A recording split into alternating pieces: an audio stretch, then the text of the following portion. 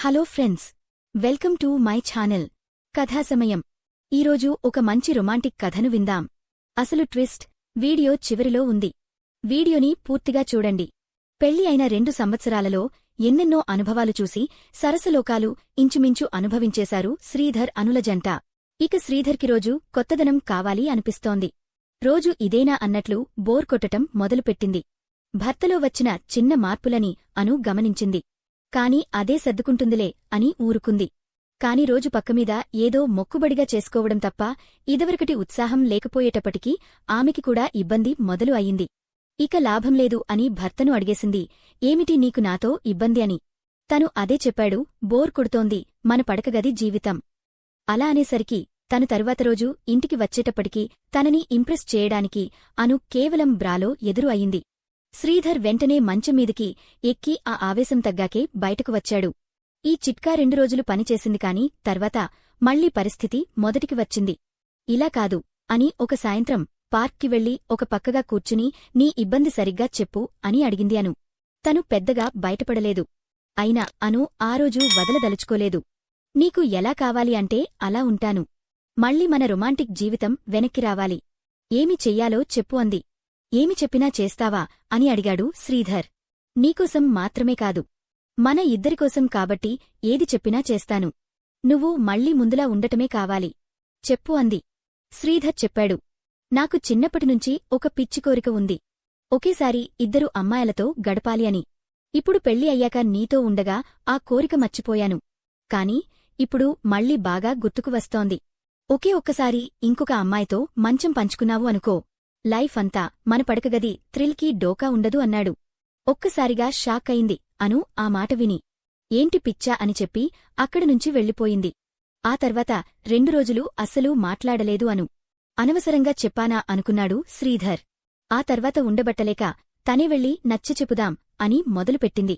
ఇలాంటి కోరికలు ఎంత ఇబ్బంది కలిగిస్తాయో, థ్రిల్ కోసం చేసే పనుల వల్ల తర్వాత లేఫంతా ఎన్ని టెన్షన్లు వస్తాయో ఇలా ఎన్ని రకాలుగా చెప్పినా అన్నాడు తప్ప ఏమీ మారలేదు శ్రీధర్. అను పరిస్థితి పెనంమీద నుండి పొయ్యిమీద పడ్డట్లు అయింది. ఇంతకు ముందు రాత్రి మొక్కుబడిగా అయినా ఉండేది. ఇప్పుడు అది కూడా ఉండట్లేదు. ఒక సాయంత్రం ఆటోలో ఇంటికి వస్తూ ఆలోచనల్లో మునిగిపోయింది. తనలో ఏమీ తక్కువ అని శ్రీధరలా ఆలోచిస్తున్నాడు. తను ప్రపంచ సుందరి కాకపోయినా ఒక మాదిరి అందగత్తే. అందం కంటే కూడా తనలో ఉన్న ఆకర్షణ ఇంకా ఎక్కువ. తన వెనుక జూనియర్ కాలేజీ నుండి ఈరోజుదాకా వెనుకపడ్డా రోమియోలకు లెక్కేలేదు. అలాంటి తను అన్నీ అర్పించుకుంటూ తనకి కావలసినట్లు చేస్తున్నా ఇదేమీ రోగం. ఇప్పటికీ విషయం జరిగిపోయి కూడా 15 రోజులయింది. ఈ నా అందం అడవి కాచిన వెన్నెలా అయిపోతుందా? అది ఎలా ఉన్నా ఒంట్లో రగిలే ఆ కోరికను ఎలా ఆపుకోవడం? ఇలా రకరకాలుగా ఆలోచిస్తుంటే ఇల్లు వచ్చేసింది. మెట్లు ఎక్కుతూ ఒక నిర్ణయానికి వచ్చింది అను.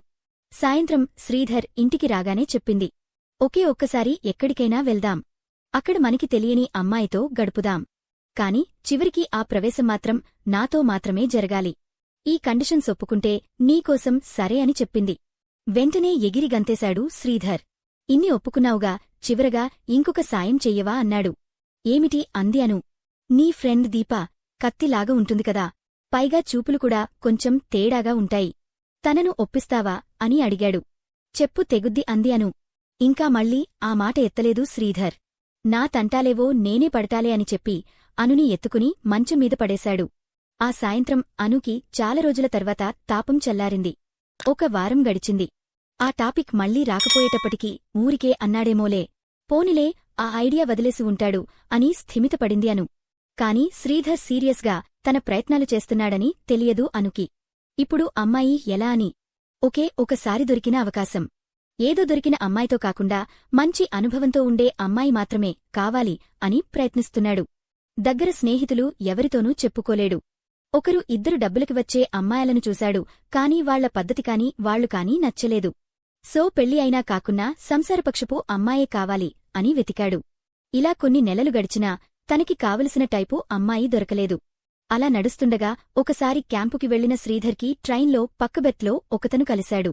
ఎక్కడికి వెళ్తున్నారు ఇలాంటి మాటలు జరిగాక ట్రైను దిగి ఎవరి దారిన వాళ్లు పోయారు. కాని సాయంత్రం హోటలులో అతనే మళ్లీ కనపడేటప్పటికీ శ్రీధర్ పలకరించాడు. తను కూడా ఒక్కడినే బోర్ కొట్టి చస్తున్నాను. కంపెనీ దొరికింది థ్యాంక్స్ అన్నాడు. 2 బార్లో దూరారు. అతను చాలా సరదాగా మాట్లాడటంతో ఇద్దరు త్వరగా కలిసిపోయి జోక్స్ వేసుకుంటూ క్లోజ్ ఫ్రెండ్స్ అయిపోయారు. మాటల్లో తెలిసింది ఏంటంటే అతని పేరు రమేష్. శ్రీధర్ వాళ్ల ఊరే కాని అవతలివైపు ఉంటారు. ఇద్దరి కబుర్లలో అతని రొమాంటిక్ అడ్వెంచర్స్ ఇంకా జోక్స్ అన్నీ తనకు నచ్చినట్లే ఉండటంతో శ్రీధర్ చాలా ఫ్రీగా అయిపోయాడు అతని దగ్గర. 4 రోజుల తర్వాత ఇద్దరు వెనక్కి వెళ్లిపోయే రోజు వచ్చింది. మళ్లీ బార్లో దూరి 2 పెగ్గులు అయ్యాక శ్రీధర్కి ఒక ఐడియా వచ్చింది. నా కోరికకి ఇతనే సాయం చెయ్యగలడు. అంతగా నచ్చకపోతే మళ్లీ ఎలాగో మొహం చూడొద్దు అనుకున్నాడు. ఇంకా ఆలస్యం ఎందుకులే అని తనకున్న కోరిక. జరిగిన విషయం అంతా చెప్పేశాడు. అది విన్న రమేష్ మొహంలో ఆనందం కనిపించింది. బ్రదర్, మనం ఇన్ని రోజులు మన అలవాట్లు అన్ని కలిశాయి అనుకున్నాం కాని ఇది కూడానా? నాకు కూడా సరిగ్గా ఇదే కోరిక ఉంది చాలా రోజుల నుండి, కాని అవకాశం లేక ఎదోలా ఉన్నాను. ఇప్పుడు నువ్వు కూడా జత కలిశావు. ఏదో ఒక ప్లాను ఆలోచిద్దాం అన్నాడు. ఆలోచనలో టైం వేస్ట్ వద్దు, ఏదో ఒకటి తొందరగా చెయ్యి బ్రదర్ అన్నాడు శ్రీధర్. తలమీద చెయ్యి పెట్టుకుని 5 నిమిషాలు ఆలోచించాక ఒక ఐడియా వచ్చింది. కాని ఇక్కడ కాదు, రేపు ఆదివారం పారడైజ్ హోటల్కి ఒక్కడివేరా. ఈలోపు నా ఐడియా ఫలిస్తే అక్కడ చెప్తాను అన్నాడు. ఇంటికి వెళ్ళినాక ఆ ఐడియా ఏంటో ఫలిస్తుందో లేదో అంటూ ఆదివారం కోసం ఎదురుచూశాడు శ్రీధర్. ఆదివారం టిఫిన్ అయిన వెంటనే వెళ్లిపోయి పారడైజ్లో కూర్చున్నాడు శ్రీధర్. దాదాపు 1 గంట అయ్యాక లోపలికి వస్తూ కనిపించాడు రమేష్. వెంటనే వెళ్లి ఎలా ఉన్నావు భయ్యా అని షేక్ హ్యాండ్ ఇచ్చాడు. అప్పుడు కనిపించింది అతని వెనుక ఉన్న అందమైన అమ్మాయి.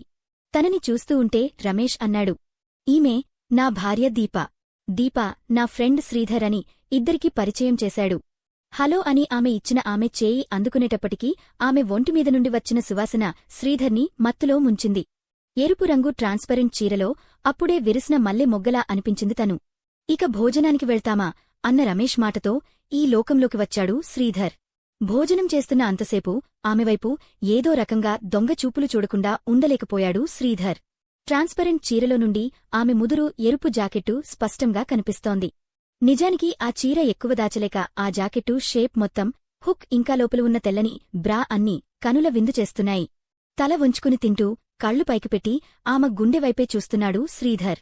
ఎలాగో భోజనం అయింది కదా అని శ్రీధర్ని కాస్త సిగరెట్ తాగివద్దాం అంటూ తీసుకువెళ్లాడు రమేష్. అక్కడ చెప్పాడు, మొన్నే చెప్పాలి అనుకున్న కాని ముందు తనని అడగాలి అని ఆగాను.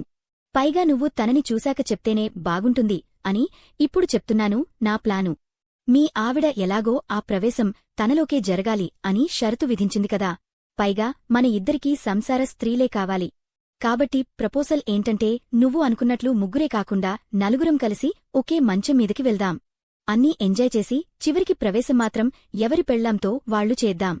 నీకు 2 అమ్మాయిలతో చేసిన కోరిక తీరుతుంది, నాకు కూడా తీరుతుంది. ఇద్దరికీ సంసారపక్షమైన స్త్రీలే దొరుకుతారు. గుట్టుగా పని కానిచ్చి ఎవరి దారిన వాళ్లు వెళ్ళిపోదాం. లైఫ్లో మళ్లీ ప్రాబ్లం రాదు అని అన్నాడు రమేష్. అది విన్న శ్రీధర్ ఒక్కసారిగా ఆలోచనలో పడ్డాడు. అనుని ఇంకొకడితో షేర్ చేసుకోవటం అంటే ఎందుకో ఇబ్బంది అనిపించింది. కాని అప్పటిదాకా ఊరించి ఉద్రేకం రేపిన దీప గుర్తువచ్చి వెంటనే ఆ ఆలోచన మారిపోయింది. లైఫ్లో ఎలాగైనా ఆ అమ్మాయి అనుభవం పొందాలి. అయినా నన్ను షేర్ చేసుకోవటానికి అను ఒప్పుకుంది కదా, నేనేంటి ఇలా ఆలోచిస్తున్నాను అనుకున్నాడు. ఇప్పుడు అనుని దీనికి ఎలా ఒప్పించటం? మీ ఆవిడ దీనికి ఒప్పుకుందా అని అడిగాడు. ఈసీగా ఎందుకొప్పుకుంటుంది? చాలా కష్టపడి ఒప్పించాను. ఇప్పుడు ఒప్పుకుంది కాబట్టే అంత సెక్సీగా చీర కట్టుకుని వచ్చింది అన్నాడు. ఆమె శరీరాన్నే ఊహించుకుంటూ ఇంటికి వెళ్లి విషయం చెప్పాడు అనుకు. వెంటనే ఇంత ఎత్తున లేచింది. వారం రోజులు మాటలు పడకలు బంద్ చేసింది. తర్వాత ఒక సాయంత్రం అను ఆలోచిస్తోంది. పరిస్థితి మళ్లీ మొదటికి వచ్చింది. అయినా తన ఆనందం కోసం ఇంకొక అమ్మాయిని రావటానికి ఒప్పుకున్నాను. ఇప్పుడు ఇంకొక అబ్బాయి అంటే నాకు కూడా థ్రిల్గా ఉంటుంది కదా. ఆయనకే ప్రాబ్లం లేనప్పుడు ఒక్కసారి అయిపోతే లైఫ్లో హ్యాపీగా ఉండొచ్చు అనుకుంది.